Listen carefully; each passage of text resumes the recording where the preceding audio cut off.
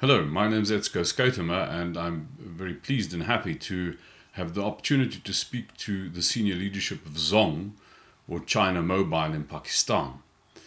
I'd like to take the opportunity to speak a little bit about the work that we've done elsewhere in mobile operators, both in Pakistan and in Thailand, that have sort of confirmed an assumption that we've held for a long time in our business. And that assumption is that you account for the success of enterprises based on the intent of the individual to serve or give. And we have a metaphor to explain that. If we assume that any successful enterprise produces a surplus or a profit, then imagine, for example, that we have three bakers who work together to bake a cake.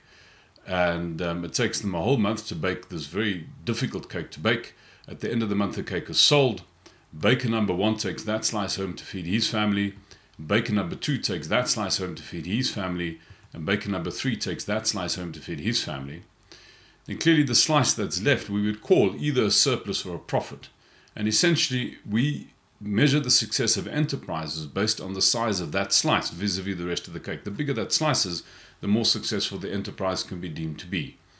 The question is, why does that slice exist? And surely that slice only exists because the total cake that was baked was bigger than what each individual took home. In other words, collectively, have these people given more than what they've taken, or have they taken more than what they've given?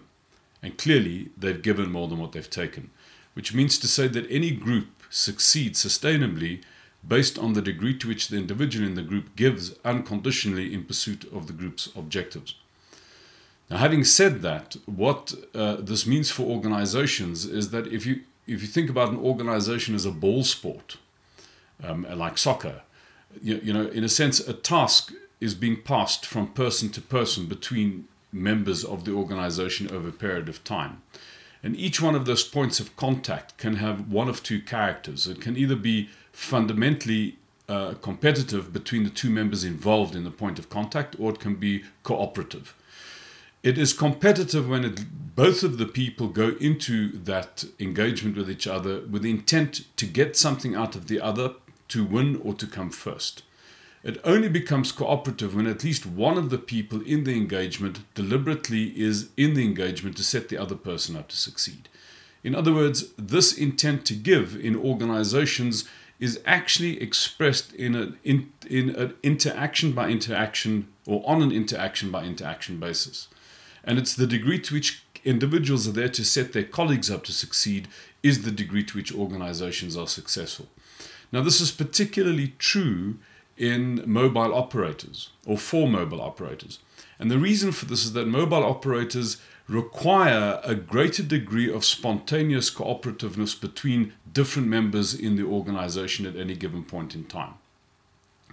You know, for example, if you're looking at a straightforward organization like a mining operation, the lines are clear. You know, you have a group of people who actually do the work underground. They drill rock faces and they blast them. And then you get the command structure that sits behind that. In a sense, there's only one customer-facing group. A mobile operator is different. A mobile operator has the salespeople who are customer facing. You have the, you know, very often the marketing people can be viewed as customer facing.